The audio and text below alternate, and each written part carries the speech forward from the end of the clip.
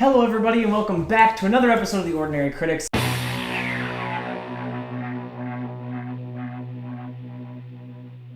I am Isaac and I'm just an ordinary guy reviewing extraordinary movies, and today we have a WTF segment for you. That's where we review Netflix original movies and I tell you to watch the film or not. So today we are reviewing Anon, which just came out last week, I believe. It's starring Amanda Seyfried and Clive Owen, and it's a general premise of this thing is it's a futuristic,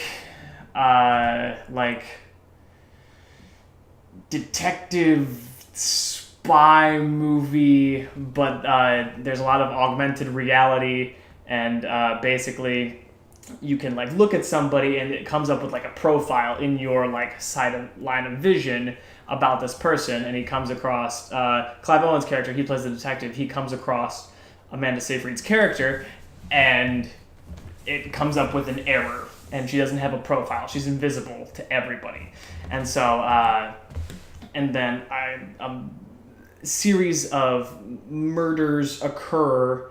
And so he's fixated on okay, this person was really shady. Let's see if we think it's her, and follow it, and everything kind of happens around that, and it's very augmented reality based, which is kind of terrifying because it could be happening soon. Pokemon Go is a great example of augmented reality. So, it's in the works. But from here on out, just so you know, there are spoilers. I'm going to be talking in depth about the movie, about the characters, about the cast, about the plot. So check the movie out. If you want to check out my grade on it, since it is a WTF segment, there'll be a little bit of a different and a fun grading scale towards the end of this movie. So click on the comment below to go to that. All right, if you're ready, we're going to... Spoiler alert, in 3, 2, 1, let's go. So, the plot. So he comes across this person, Clive Owen's character, the spy, his name's Sal, and just something is off. It says, there's a thing that pops up, and it says, ID error. Literally, she's invisible to everybody. And she did it on purpose. She's a hacker. And so she gets hired by people to go back and erase the video footage that's recorded in people's minds and cover it up, essentially, and gets paid a hefty fee in cash, where cash doesn't really exist anymore. Everything is, I could look at, a door, and it would unlock for me, based on the numbers I would say in my head. It's crazy stuff like that. The whole thing reminded me of a Black Mirror episode. It's actually, I think it's, I couldn't tell you the exact what it is, but there's an episode in Black Mirror where it's these contact lens type things with an implant in your head, and you can rewatch memories, essentially. It was very similar to that, but it's normal and it's not implants. It's just, or it might be implants. I don't know. They don't really tell you how. They kind of throw you in to this whole thing. But then, backtrack, there's a series of murders, and it comes from the point of whoever is committing the murders hacks the person who's getting killed to see the killer's point of view, so the killer is never known. So that's why the guy's oh, this girl is a hacker. Maybe we should pay close attention to her. So he sets up this whole, a month's worth of stuff to get a new identity, so when he gets looked at, a new profile, a stockbroker profile, pops up instead, and kind of coerces her into hacking his brain a couple times and rewinding something or erasing some things just to get to know her and be in the same room with her. And then this goes on, but then she finds out that he is actually a cop and this is all made up.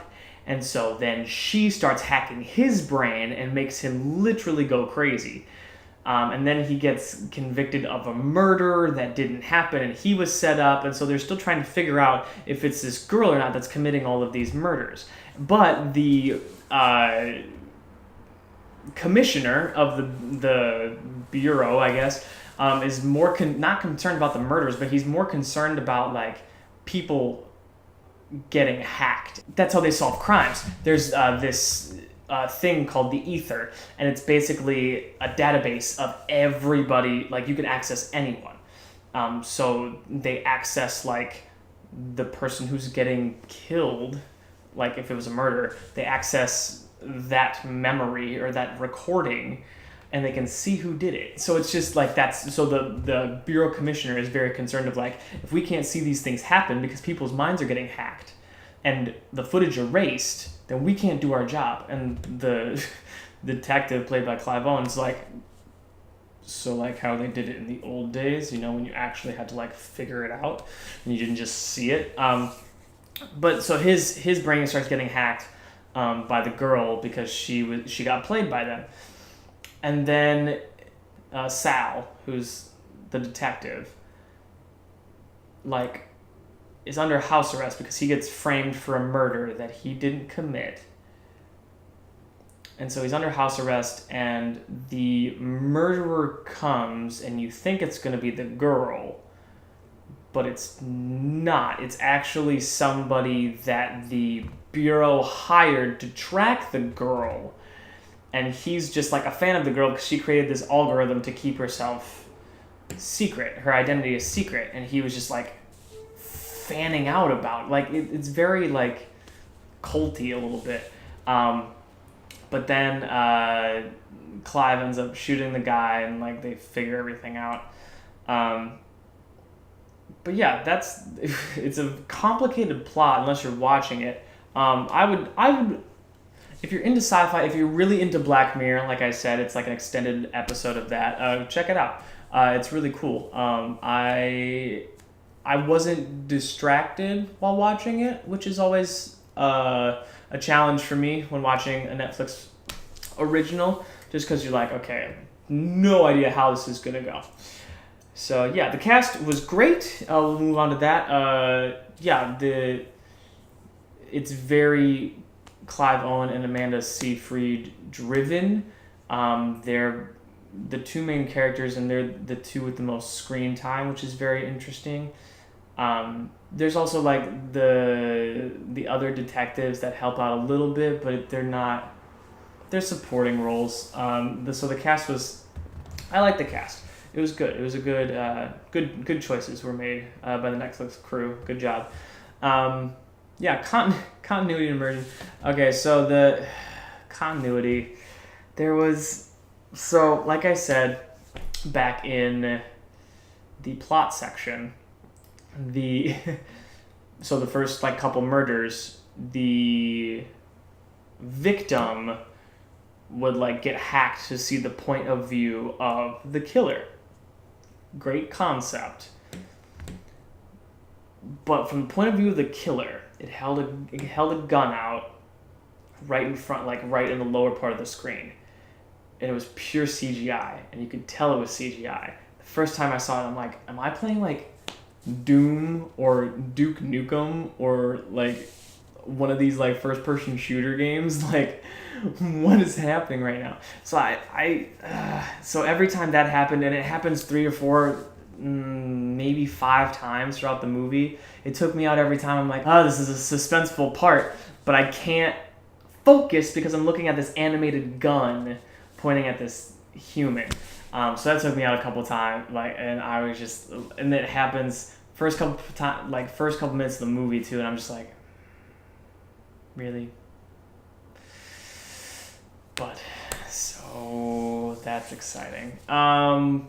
Cinematography was great. I like how it was shot. I like the futuristic aspects of it were interesting because it is a lot of augmented reality. Like I said, in Pokemon Go is probably the most popular example of augmented reality as of right now,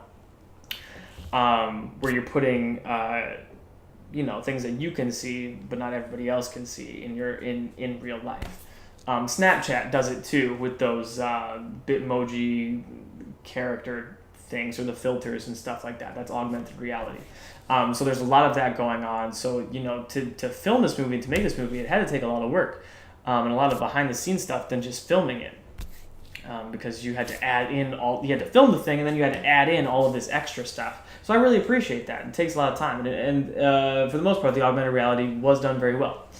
Soundtrack, I didn't notice it. I'm at all really. I was more focused on the story, which is a good thing. Focused on the story and focused on all of this stuff that is happening, because it's a pretty complicated plot. So definitely, it's not like okay, I'm just gonna, sit down and watch a nice movie. Oh yeah, Anon. Okay, great. No. And Anon, if you don't know, is the abbreviation for anonymous, and so that's what this girl was trying to do, is stay anonymous. That's the thing. But yeah, that's pretty much, I hope you could follow along with that plot. It's a very, like I said, it's complicated unless you're watching it, because there are specific moments that happen, and you're like, oh, okay, this all is starting to tie together. But yeah, okay, so grading scale. So here for the WTF segments, we have a different grading scale. We don't do numbers. We do sayings, catchphrases, funny stuff. So on a scale of drop everything right now and go watch this movie, to I think I'm just going to watch The Office for the 8th time, I'd say it is just go watch Black Mirror. Go watch Black Mirror. Black Mirror gives you a little taste of this and then some. Like I said, this was an elongated episode of Black Mirror, but Black Mirror did it better. Go watch Black Mirror. Thank you so much for watching. Hope you could follow along. It was a little complicated, but I liked it. I enjoyed it. If you enjoy sci-fi, if you enjoy, like I said, the Black Mirror genre, or like Altered Carbon, or very futuristic sci-fi realms that could possibly happen, go check it out. It's a fun watch. Complicated. It's a thinker. It's a thriller. Didn't get my heart racing or anything, but it was fun. It was a good time. But thank you so much for watching this review. Next week we are going to come up with Deadpool 2. And the week after that is the Han Solo origin story, or the Solo movie. So yeah, we got some big stuff coming. So thanks again. Thank you so much for watching. I really appreciate it. We really appreciate it. We're getting a little fan base going here, and I love it. But yeah, comment below of any Netflix original movies that you want us to review or that you're excited to watch. And hit that like button, hit the subscribe button for more. We're going to be here until we're not. So thank you so much for watching again for the 4th time. And as always, stay ordinary.